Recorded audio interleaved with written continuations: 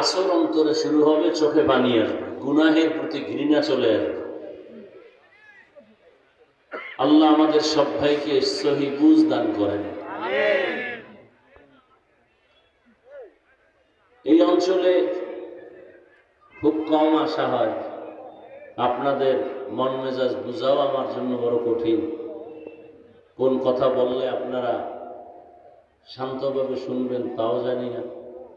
আল্লাহর উপরে ভরসা করে বলতেছি, আল্লাহ পাকে মজলিসকে কবুল করেন, এলাকাবাসীকে কবুল করেন, আয়োজনকারী সহযোগিতাকারীদেরকে আল্লাহ কবুল করেন। তো আল্লাহ পাকের জমিনে সত্যবাদী ওই ব্যক্তি যে রসুলের আদর্শ মতো চলে। ভাই রিভাবটা একটু কমান। রসুলের আদর্শ মতো জীবন চালায়। রসুলের আদর্শ কি? দাড়ি না রাখা কি ভাই? রসুলের আদর্শ নামাজ না পড়া, বেপরদায় চলা। দেখেন আপনারা নিজেরাই জবাব দিতেছেন, অথচ আপনি রসুলের আদর্শ মতো চলেন না।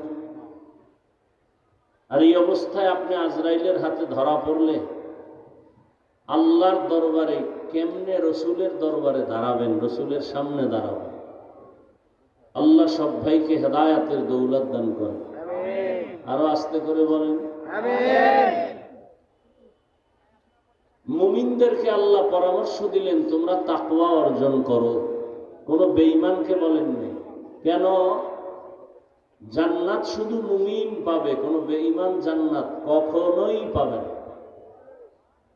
কোন বেঈমান কখনোই জান্নাত পাবে না, শুধু মুমিনরা পাবে। এই মুমিনরা যে জান্নাত পাবে অনেক বেতের বাড়ি খাওয়ার পর, শাস্তি সহ্য করার পর। দলিল